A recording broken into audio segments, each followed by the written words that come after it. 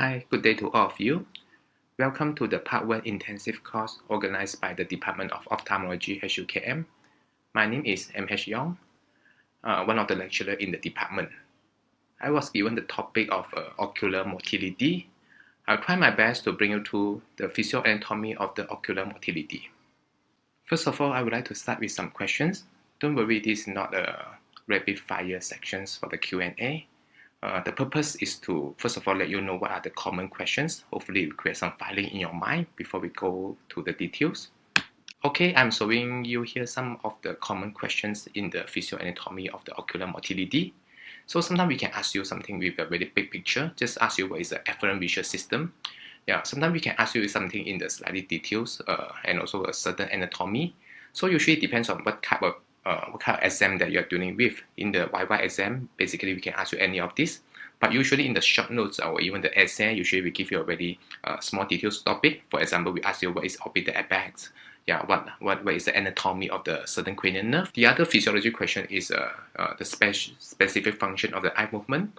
We can ask you, tell us regarding the horizontal gaze, tell us about the vertical gaze, and also the other individual ocular movement functions like saccade and persuade. Okay. The other common question is like loss in the ocular motility. Okay. Some other pathogenesis and also pathology questions is also related to the ocular motility. This slide is showing you some of the example of the MCQ questions. Okay, usually MCQ questions should be more details, require some of the details information from your readings. Okay, but sometimes it can be quite a general statement as well. Okay, for to test your basic understanding. Okay, here are just some of the examples. Okay, this list is not that is all the so-called partial question or anything. No, yeah, but it's just to give you ideas. Actually, what is a common thing that we always like to ask. Okay. The next slide actually showing you some even more details MCQ question that I be able to ask you. Okay, so usually anatomy questions, the difficult part will be how deep that you need to go through the text and also the knowledge for you to prepare for the MCQs. Okay, so here are some of the examples that I hopefully will give you some insight regarding how details that you may need to read. Okay, so in the certain parts of the anatomy, you are that in charge of certain functions. Yeah, there are some of the so-called the hard fact that we like to ask. Okay, the locations of the anatomy that in charge of certain things. Okay, so these are the hard fact that usually you have no way to argue that this or no way to make it controversial. So you become a so-called as a classic example of your MCQ questions. Okay, example number 3. Yeah, sometimes also the examiner like to test your knowledge. Whether you know the other terminology, even though you know that fundal eye field is in charge of the saccade movement, but sometimes they may test you or other terminology of the fundal eye field itself. Okay, so these are the example that the questions that we like to ask you. Okay, back to my lecture today. The outline of my lecture is very simple. First of all, we will discuss about the terminology and also the laws we use in the ocular motility. Second, we will discuss about the anatomy. So classically, we divide it to supranuclear and also the infranuclear compartment. So that we will discuss about the anatomy that involved in each compartment. After that, we will discuss about the physiology and also the control. Also, we divide it to the supranuclear and also the infranuclear compartment as well. So when you're describing the ocular movement, yeah, you should know that whether you are describing is a monocular movement or binocular movement. So when you're describing the movement of one eye, the word that you should use is adductions. So the common one is the abduction and also the adductions, and also the supraduction and also the infraductions. Okay, we can replace with other terminology for the supraductions because elevations. The other word is circumductions, also equal to the meaning of the supraductions. How about infraductions? Infraductions also called as a depressions, also called as a dorsumduction as well.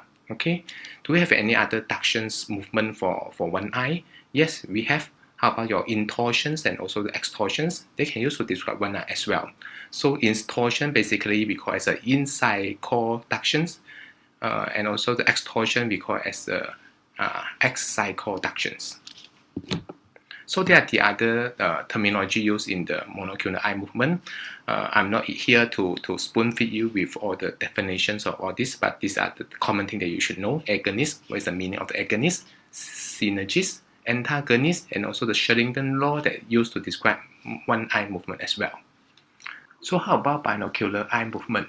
The first thing to understand is a conjugate. Okay, conjugate means that the movement is in the same direction. So is all binocular eye movement a conjugate movement? No, not necessarily. Yeah, in the binocular eye movement, it further divide to two. One is a conjugate eye movement because of versions.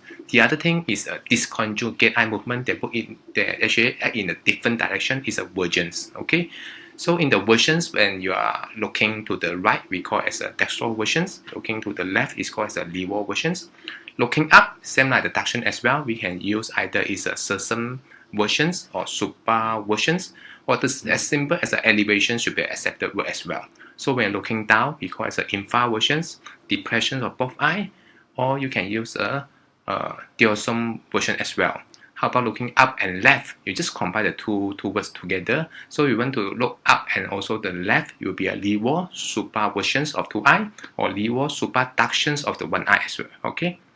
So the other thing is a vergence. So you should know there is a convergence and also the divergence. So these are they're working in a different direction of different direction of the movement. Okay. So when describe binocular eye movement, the laws that actually so-called govern the movement is a Herring laws. Okay, so Herring's law apply the knowledge of your yoke muscles. Okay, same as well. You should know the definitions of this terminology as well. Yeah, this is the other slide regarding binocular eye movement. I think some of you may be wondering what is the difference between version, vergence, and also the gaze. Okay, when you talk about the versions and also vergence, we talk about the movement in one direction itself, whether your eyes move up or move out or move down. Okay, gaze actually have two different components. So when you want to perform a gaze, basically you need to move first. Okay, so you're shifting your gaze. At the same time, also it's not finished.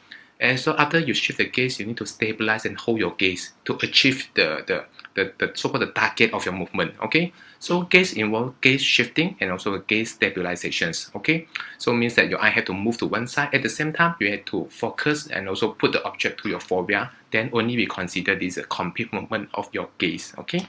So how about the functional system? Yeah, make it more confusing. Okay, so basically there are 6 functional systems that we need to discuss later. The fixations, vestibular ocular reflex, optokinetic, smooth pursuit, saccades movement, and also the vergence. Okay, all these 6 functional systems important because of they represent a different pathway and also the different physio-anatomy system that are able to for you to perform this different system.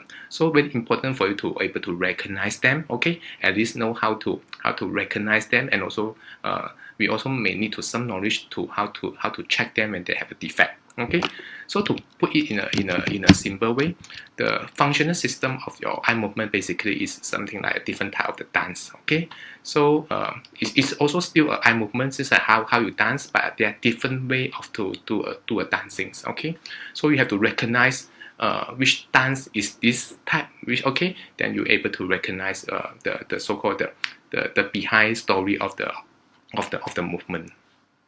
So beside Sheridan and Herring laws, there are the other 2 laws because the Donder and listing laws that I can use the word govern the movement, but it's to describe the eye movement. Okay, because they are not super right, and also I don't think it's a very important. Okay, but it's my duty to explain to you all. Okay, so the Donder law and also the listing law basically they are describing the same thing. Okay, so first of all you have to understand our eye movement, either it's a one eye or both eye movement. Okay, the movement of your eye is always respect the meridian, the horizontal and also the vertical meridian of your eye. Okay, so imagine your eyeball, there is a vertical and also horizontal meridians. Okay, so whenever you want to move up and also move down, move to left, move to right, the center of the meridian is respected. Okay, so you cannot move up and move down, move to a sideway like this one. Okay, so when you want to look up and also the left,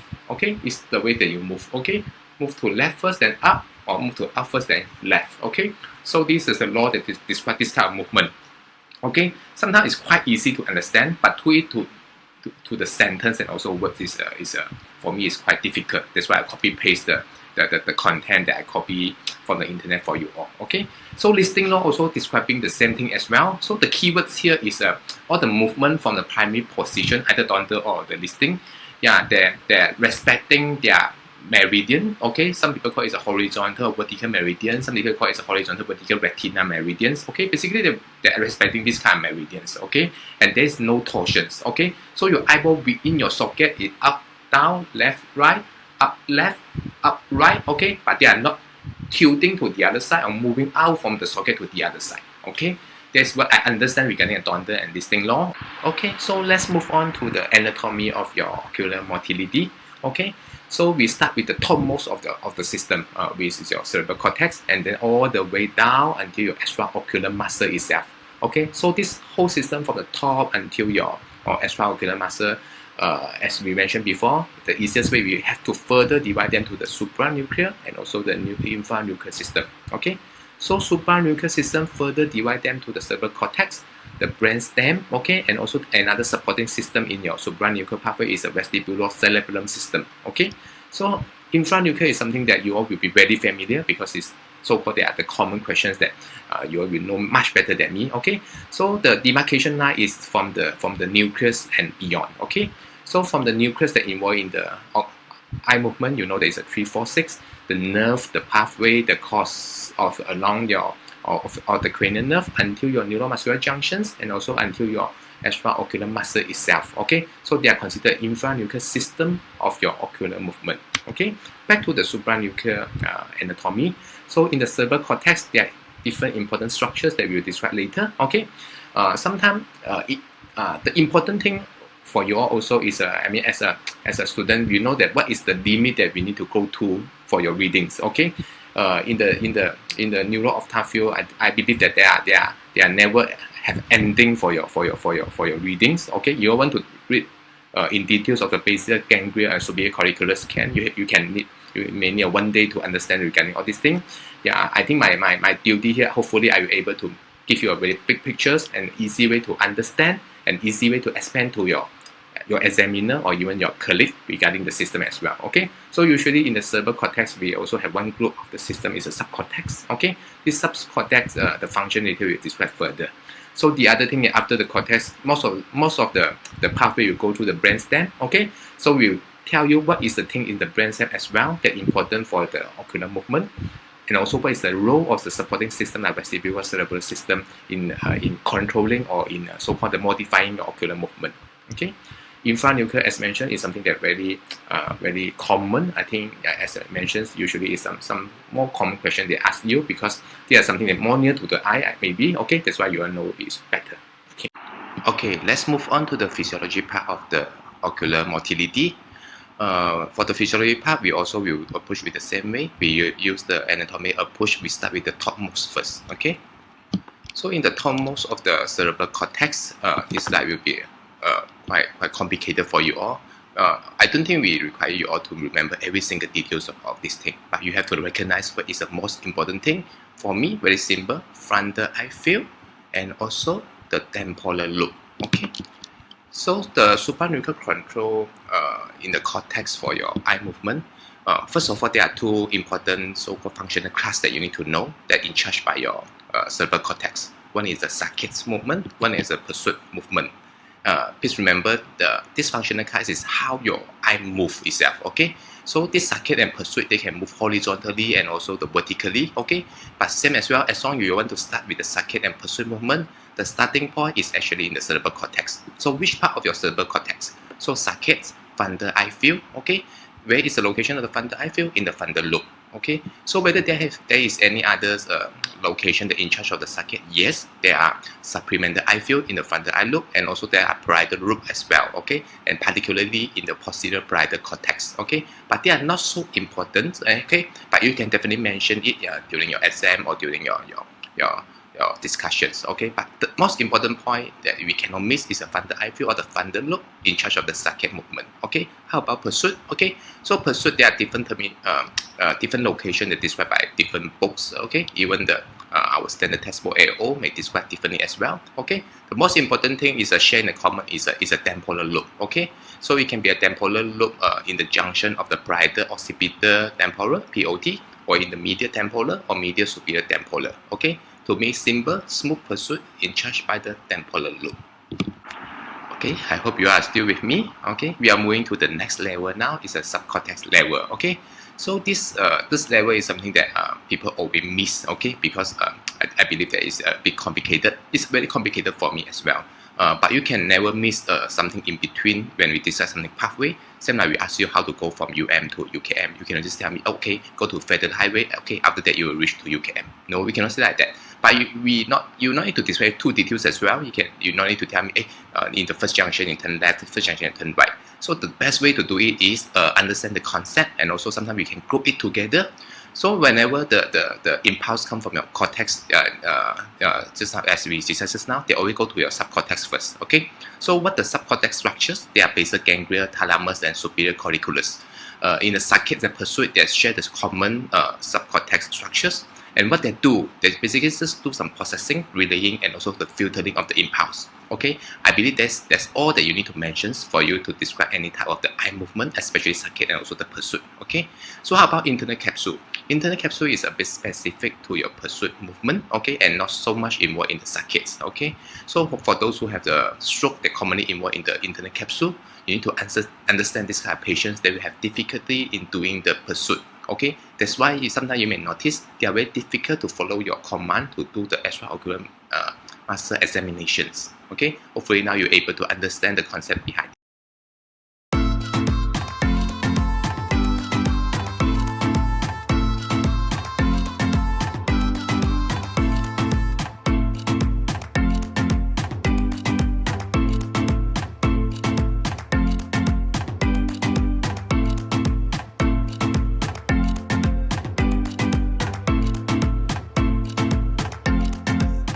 Okay, we are now moving on to the more interesting part of the eye movement, the brainstem. Okay, so if I ask you questions regarding the brainstem, which part is important for your eye movement, definitely first of all you will start with giving me some example of the PPRF, the pala medium pons, Pondan reticular formations, and then you may heard of INC, interstitial nucleus of Kaj's, and then the rostra interstitial nucleus of MLF. Okay, but how about the others? Do you able to remember every single of them? Yeah, I believe no. I myself cannot. Okay, you ask me what is all these things, I have no idea to give you. Okay, yeah. So the important thing is you need to group it together and remember the pictures. Okay. In fact, they are actually they are already in the grouping. Okay, so tell me the big group first before you go into the very small little details. Okay, so in the brainstem, first of all, divide them to three according to your compartment in your brainstem. We have midbrain, pons, and also medulla. Okay, so each compartment of it there is reticular formations. This reticular formation is a group of the nucleus together with all the nucleus pathway and also the tract. So they form a networking. Okay. So in the midbrain, there is a mesencephalic reticular formation in the midbrain. In the pons, there are the PPRF, the paramedian Pondan reticular formations. In the medulla, there is a medullary reticular formations. Okay, so each of these reticular formation in charge of the certain movement of your eye. Okay, so the important thing is this midbrain, in a general picture, they're in charge of your gaze. Okay, so you talk about the gaze control and gaze center. Most of them are situated in your brainstem. Okay, so which part of the brainstem? Okay, so in the midbrain, as mentioned, the mesencephalic reticular formation in charge of vertical and torsional gaze. So the most important is a vertical here. Okay, so the pons, as you all know, the most familiar because this is the most common questions. So it's a paramedian Pondan reticular formation in your pons. Is the horizontal gaze center. Okay, but at the same time, the medullary reticular formation does supplement the horizontal gaze as well. Okay, how is supplement? It inhibit the unnecessary impulse that initially in charge by your PPRF. Okay, so in the brainstem, you talk about the gaze center and talk about the reticular formation that in charge of the certain gaze. Okay, so after talking about the reticular formations that in charge of either your vertical or horizontal gaze, they are the gaze centers. Then we talk about the structures in your reticular formations. So okay, so don't worry about all these so-called the terminologies and also the terms that really make you more confused and make you feel that you really in this stage you want to close the book and go to rest. Okay, so understand them step by step and one by one. So now you know the reticular formation is so simple, and then the next thing that you need to read a bit more is what is the structures in the reticular formations in these structures. Okay, so in the reticular formation, basically they consist of the neurons and also the tracts. Okay, so as long as you know that the certain neurons and certain tracts belong to your midbrain, then you know that they are the one part of your mesencephalic reticular formations, and they're in charge most of the time is the vertical gaze. Okay, as I mentioned to you, in the first of all in the cortex, your brain will decide whether I want to perform saccade and pursuit first. Okay, then only they go to your brainstem to decide whether they want to move horizontally or vertically. Okay, so they are combination of it. Okay, so in the midbrain, whatever saccade or pursuit movement they want to go to the vertical movement, they go to the brainstem. Okay, that's why in the brainstem there are some individual structures. Okay, for you to move, either is a for the saccade movement or either is a pursuit movement. Okay, so that's why we put over here. Then you can see Y group cells in many is a pursuit. Okay, the other thing of your IMLF and INC, there are many is the saccade movement. Okay, but one is excitatory, one is inhibitory. If you ask me whether is this really important, yeah, is it really doable to remember or not? For me, it's actually no. Yeah, but unfortunately, will ask you some of the questions, but definitely you will not feel your MCQ or anything just because of you don't know this thing in details. Okay, so no worry and try your best. Okay, so by understand the big structures and then go to the small little details, it will make it much easier for you to remember. Okay, so midbrain is a vertical center. So if you want to have a pursuit movement in the vertical pursuit, the cells that should be inside is the Y group cells. Okay, you want to have a saccade movement. There are two group of nucleus that work together. One is the rostral interstitial nucleus, that is an excitatory nucleus.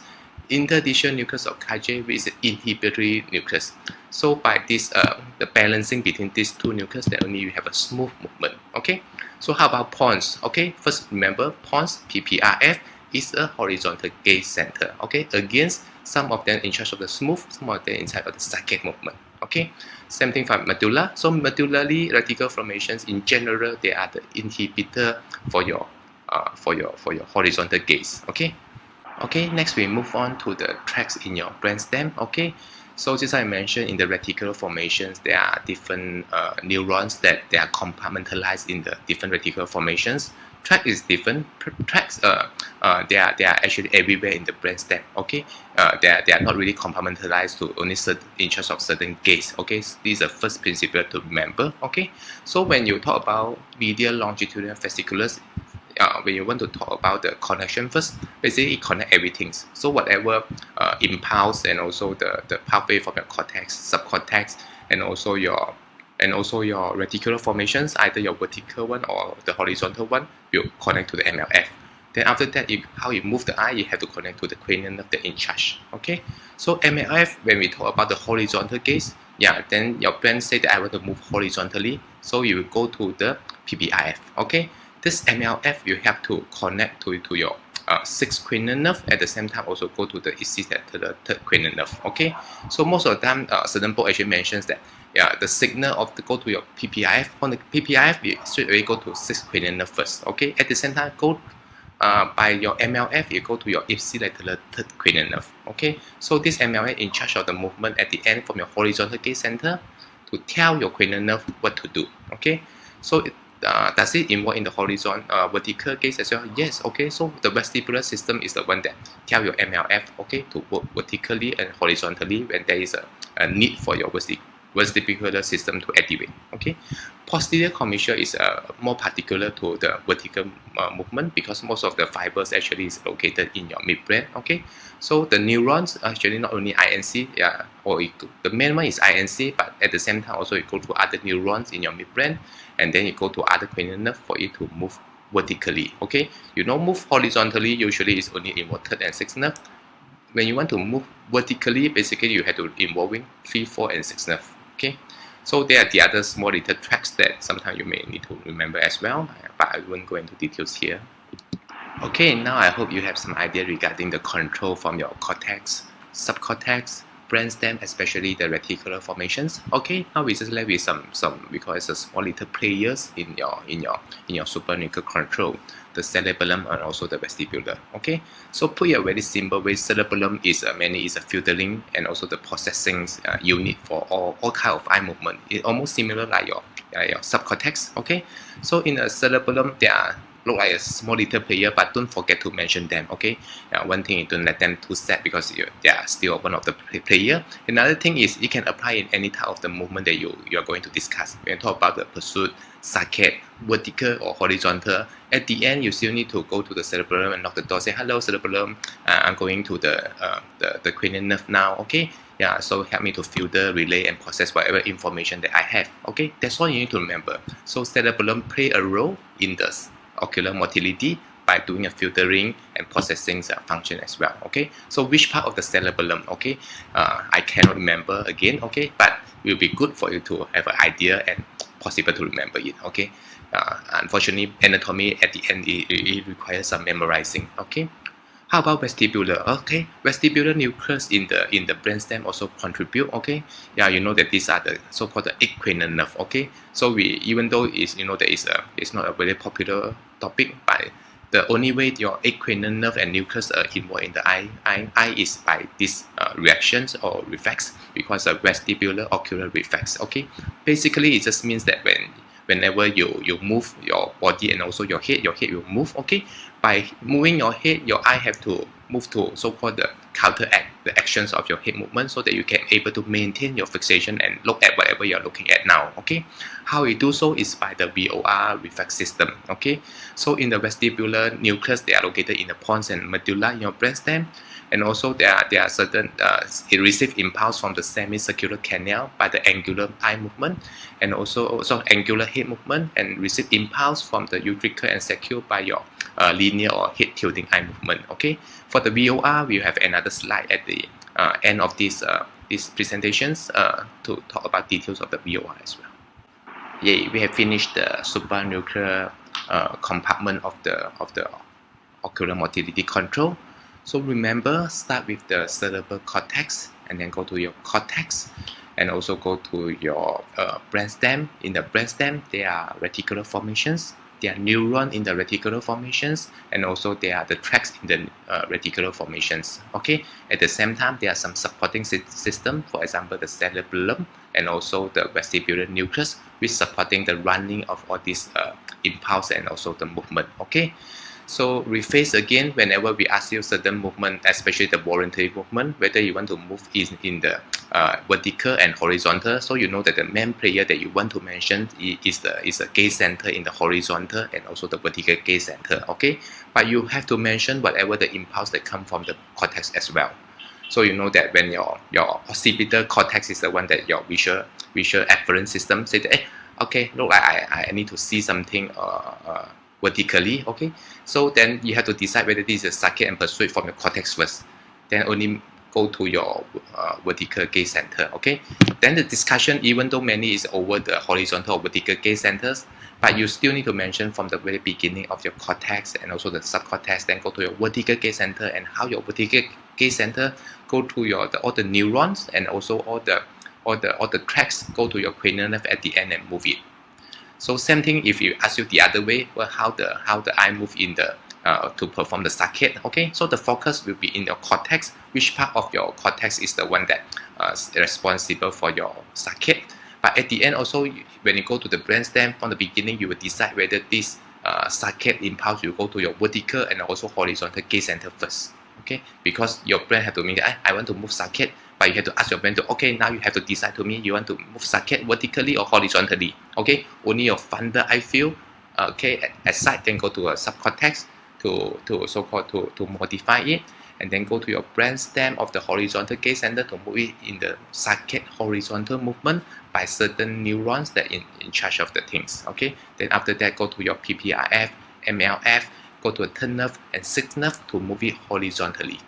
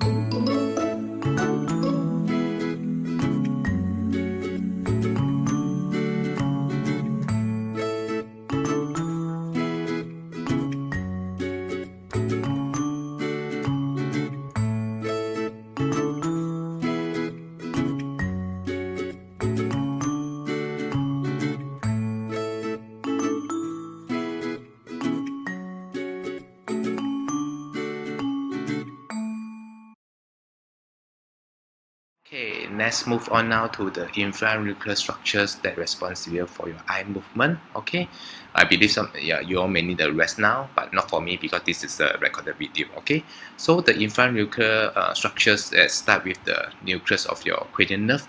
The 3, 4, and 6 cranial nerve is responsible for your eye movement. Okay, this one I don't think I need to further explain to you all. So for the next one is regarding the anatomy of your cranial nerve. Okay, so definitely we are not going to discuss in details. Okay, this one is I have to say that is most of the time is a memorizing words. Okay, so you can just need to go to one of the textbook. Okay, do a short notes of your anatomy or 3, 4, 6. Okay, here are some advice that I would like you to try your best to compartment your anatomy of your cranial nerve. So-called the answer when we ask you anatomy, according to their function first. Tell me about the functions. Okay, so tell me about the location of their nuclei. Okay, so in the which part of your brainstem. An important thing is about the connections. Okay, so connection is very simple. So talk about the supranuclear connection first. As I mentioned to you, compartment them with the cortex, subcortex, and also reticular formation. Basically, they involve every single thing. So you can just mention to me, all these cranial nerve connect to the cortex, connect to the subcortex. You can give me some example, and connect to all the reticular formations. Can give me some example as well.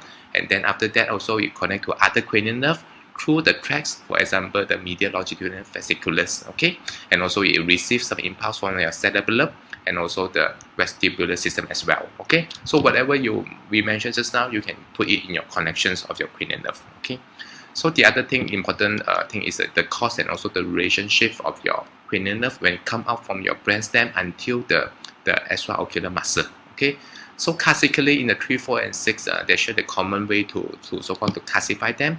You can classify the cause start from the nucleus of the location of the nucleus and then the fasciculus compartment.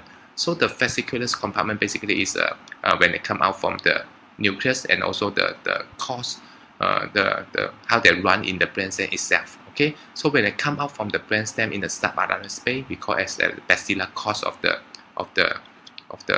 cranial nerve. Okay, after that, all of them you go to a cavernous sinus. So you have to tell me the location in the cavernous sinus of the certain cranial nerve, whether they are in the middle or they are in the wall. Okay, so they are above or what other cranial nerve, or below what other cranial nerve or structures. Okay, after that they go to your intraorbital space, and in the middle of the cavernous sinus and intraorbital there is a SOF, superior orbital fissures. Okay, so you have to know as well the relationship between all these cranial nerve, and then at the end it's not stopped there as well. Okay, you have to tell me at the end all these cranial nerve how they insert in the extraocular muscle as well. So they either is above or below of the extraocular muscle, or inner or outer surface of the extraocular muscle. Okay, and at the end only you tell us regarding the clinical relevance of the cranial nerve that you mentioned, or 1 or 2 example will be good enough. Okay, so part 1 questions don't focus too much on the clinical relevance, but you need to mention it so that we know that or whatever you mention for so much of the thing that you mentioned, they are actually impose a clinical relevance that we need to use in our clinical practice. Okay, look like we are moving to the final structures, the extraocular muscle. Okay, so don't worry about how many extraocular muscle that in the eye. Okay, so so basically there are 7 extraocular muscle, including your radial papilla superioris. Okay, but we have only 6 extraocular muscle that move your eyeball. Okay, so there are 6 EOM that move your eyeball, but totally there are 7 extraocular muscle. Out of these 6 extraocular muscle, there are 4 rectus muscle and 2 oblique muscles. Okay, so we can ask you anyway. We can ask you, tell me about extraocular muscle, or tell me about the rectus muscle, and tell me about the oblique muscle, or we can ask you, tell me about the certain one particular muscle, for example your inferior oblique or medial rectus. Okay, so I'm skipping the neuromuscular junction here actually. Okay, please allow me to skip that, but it's something that you may need to know. Okay, even though we seldom ask you tell us regarding the physiology in your neuromuscular junctions. Okay, but you know that this physiology will be need to be applied in the pathogenesis of your myasthenia gravis. Okay, so it's something that you need to know as well. The anatomy of the extraocular muscle is a very super classical questions that you will be able to get the answer from the books. So whatever you're able to get from the books for you to memorize is not something that we're going to discuss over here. But this is the general template that I would like to recommend to you all when you answer the question of the anatomy of the EOM. So always start with some introductions, the functions of your EOM, and then followed by the empyro. Okay, the empyrology you can use a very generous statement for all the EOM. Yeah, you can mention that their origin is from the mesoderm, start 5 weeks. Okay, and then it haven't complete the migration until 2 years. Yeah, until the insertion of the in your eyeball to form the circle of T-lobes. Okay. So talk about the functions. Okay, some of the EOM have primary, secondary, and tertiary functions. Some of the EOM will have only one functions. So microscopic and microscopic. Okay, so microscopic. Later we show you a table. You can get the table from your AO textbook. So just follow the textbook. Talk about the origin, the cause, the insertions, the size, the blood supply, and also the innervations. Okay, just by all the keywords, you will get most of the points that so-called the important things for your EOM.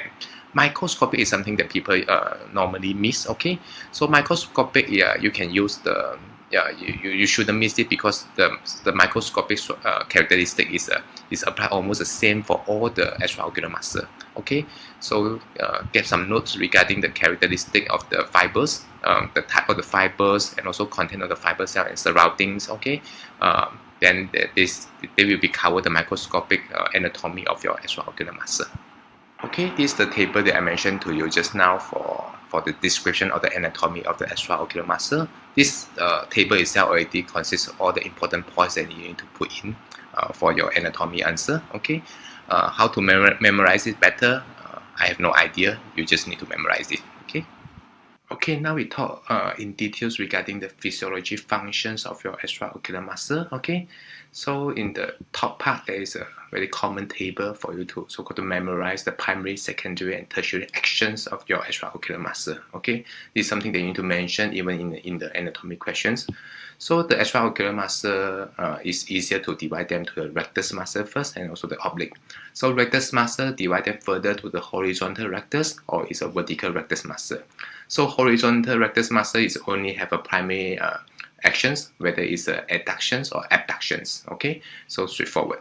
So for the vertical rectus muscle, yeah, they have a primary, secondary, and tertiary actions.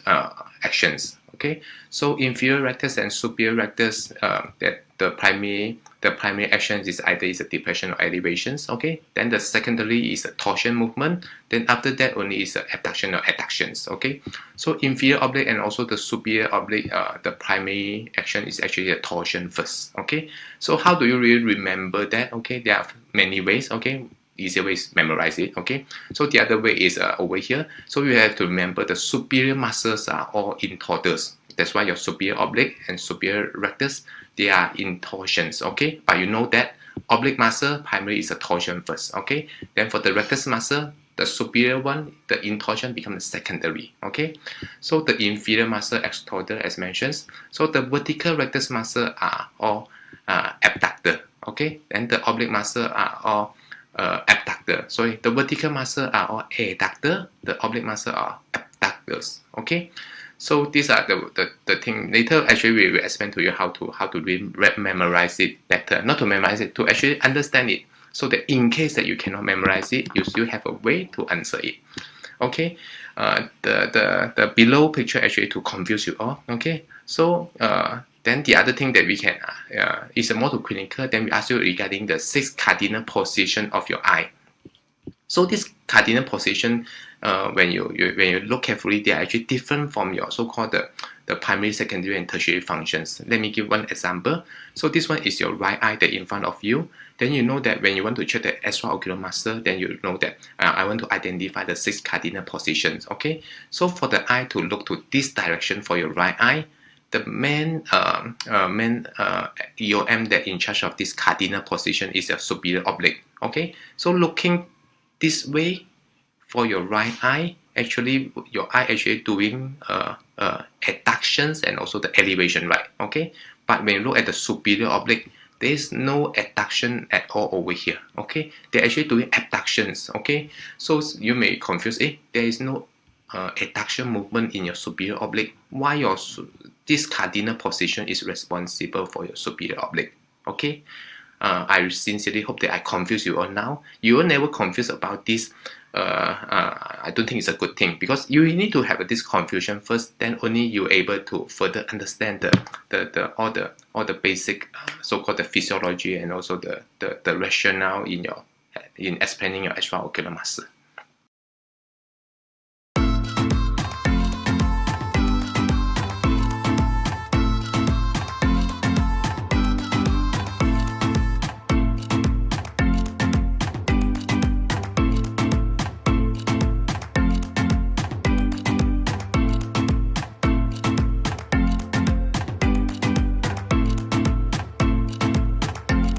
Okay, let's talk about the primary, secondary, and tertiary action of your EOM again.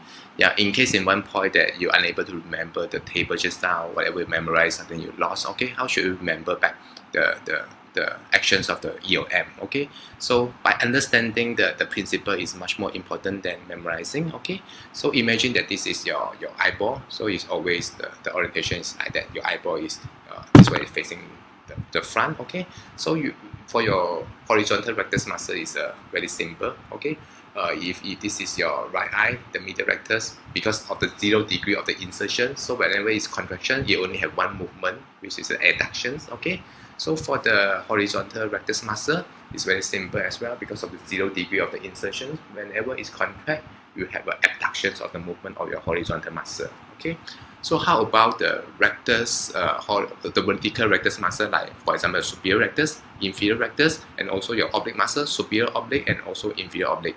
These 4 muscles share the same characteristic that you have angulations. So the first principle very important is the angulations of your muscle. Okay, so we talk about the superior rectus muscle first.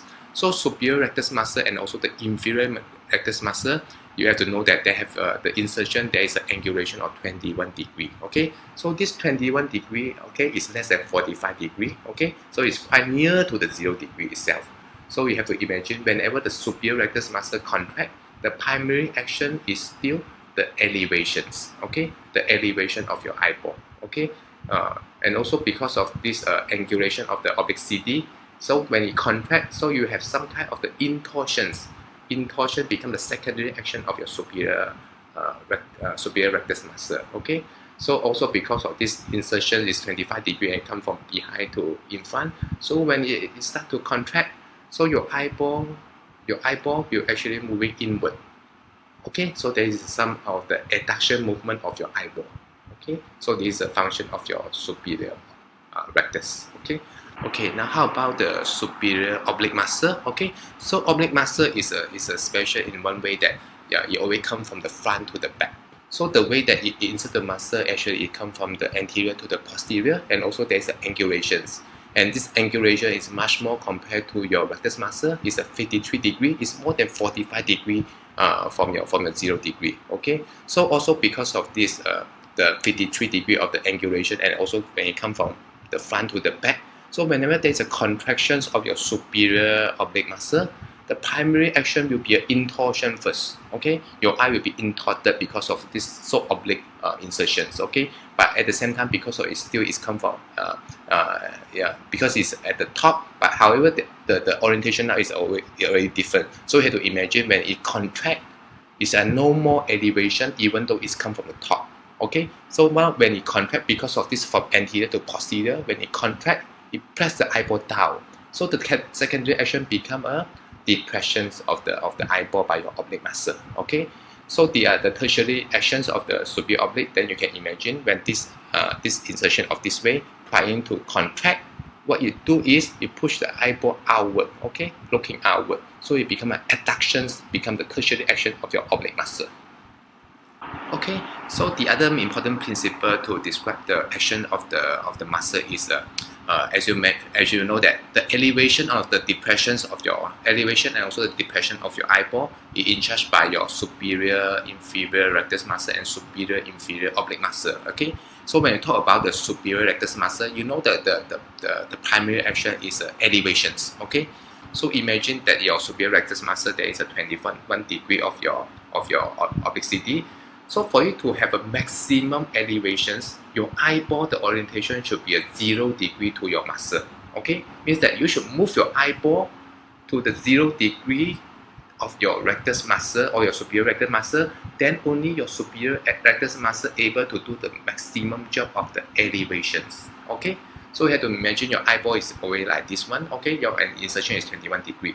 So for your eyeball to move to the direction of your superior rectus, which is 21 degree from it, okay, so what your eyeball need to do is, your eyeball need to do abductions, okay, so when you abduct 21 degree, then become, there are two together in the same meridians, okay, then any actions of your superior rectus will lead to the maximum elevations of your eyeball now, okay.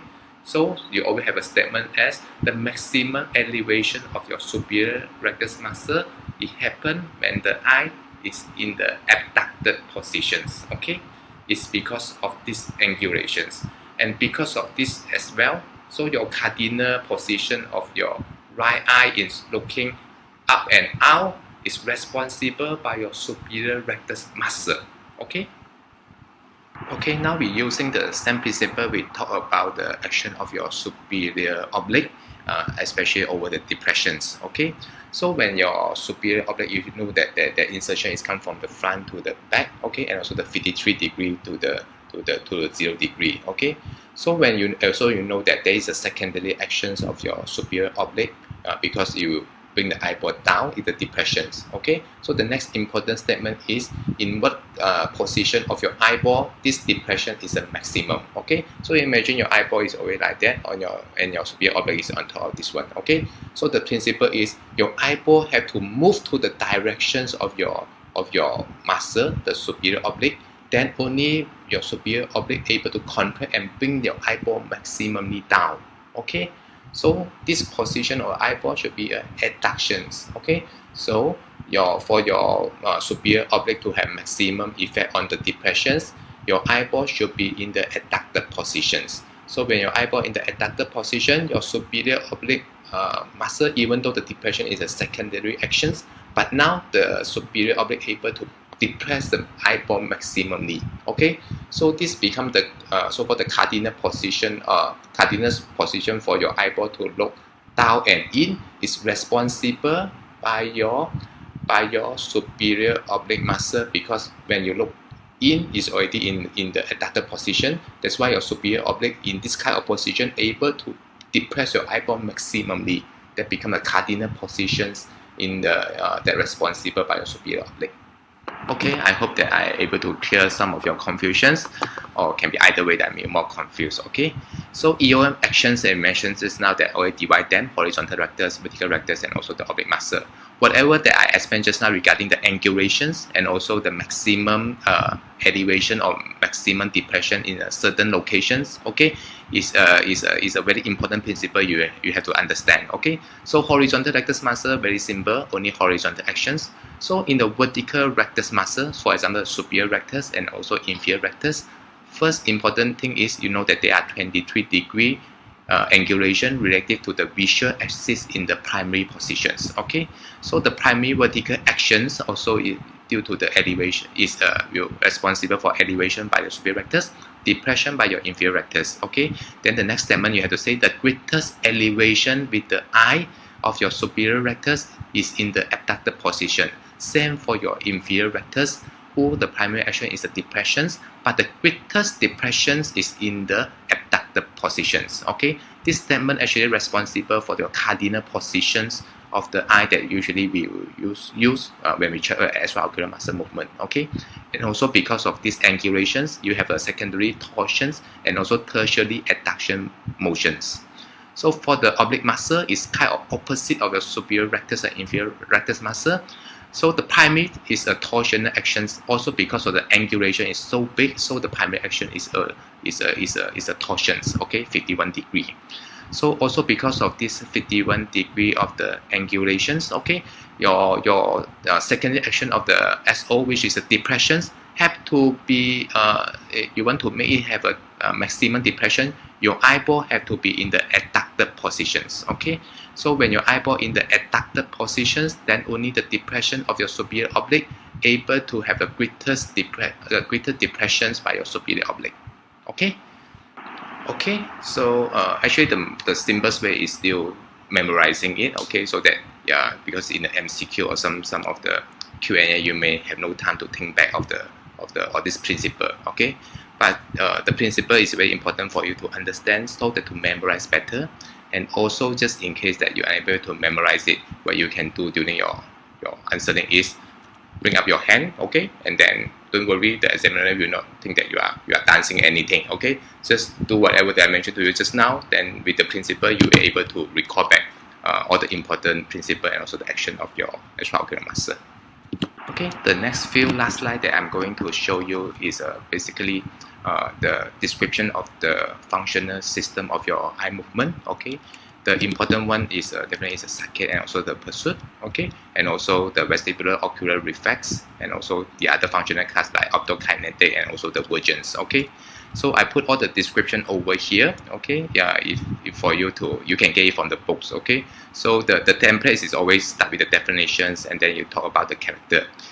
There's no other way besides memorizing all the velocity and also the latency of the certain functional class. But for the anatomy and also for the physiology functions, I hope by all my explanation just now, you're able to make it much easier for you to understand. Okay, so to describe the anatomy in the saccade, in the functional class, for example, saccade, pursuit, and also vestibular ocular reflex. Okay, recognize the highest anatomy structures that involve first. Okay, as we mentioned, saccades and also pursuit, they always start from your cerebral cortex. Okay, as mentioned, which part of the cerebral cortex is involved, and then go to your subcortex. Okay, and also then the important point over the saccade and pursuit here is whether they decussate or not. Okay, so saccade, the decussate of the midbrain, that's why in the fundal eye field of one side, they're responsible to the saccade movement of the contralateral side. Okay, pursuit, did the fiber actually decussate? Yes, they decussate. But however, they have double decussate at the points and also cerebellum. So at the end of this, because of the result of the double decussations, so the pursuit system is actually in charge of the ipsilateral cortex in the temporal lobes. Okay, so after when you go to the gaze centers, then you start talking about the gaze. So saccade can have a vertical and horizontal gaze. Okay, so when you talk about saccades, we still need to talk about the gaze center, even though there is not a main point here in the descriptions. Then only you talk about all the neural component and also the tracks that involve, and at the end it go to the extraocular muscle by the certain nerve that in charge for the movement of your saccades. Same thing for the pursuit as well. So pursuit also you have a vertical and a horizontal pursuit. Okay, so start from your cerebral cortex, go to your subcortex, and also go to your in the brainstem of the so-called the gaze center. That just mentioned that in case you want to have a vertical pursuit, okay, the impulse will go to the midbrain. You want the horizontal pursuit, the impulse will go to your the pons. Okay, so it's different from the question that the other question we can ask you, how do you perform horizontal gaze? Okay, so in horizontal gaze, then the pursuit and saccade become a optional component, not the optional component, become a small component. But you need to start first. This is mentioned that in the cerebral cortex, then your brain will decide whether you want to do a pursuit movement or saccade movement. But at the end, any of this impulse will go to the gaze center that located in your brainstem. Okay, then you tell me which part of the brainstem, which reticular formations, and also which neuron component, and also the tracks in the reticular formations that are responsible for the movement. And then you give me some example when patient want to look to the left, what kind of cranial nerve and what type of the signal that actually is fired that for you to move to the left and also the right. Okay, let's talk a bit about the vestibular ocular reflex. Okay, so compared to the saccade and pursuit, this is involuntary eye movements. That's why we call it a reflex. That's why you can see that in the anatomy, there is no involvement of your cerebral cortex and also the cortex. Okay, the involvement is come from your sensory organs of your semicircular canal and also the utricle and also saccule in your ear. Okay, so at the end, there you go to the vestibular system. Yeah, so there's the place where your cranial nerve is involved. Then go to your nucleus, as we mentioned just now, within the pons and also the macula. But the cerebellum and also the cortex is made in more in some of the so-called adjustment, because you still need to decide saccade and also persuade movement by your cortex, and also you need the cerebellum for the modifications.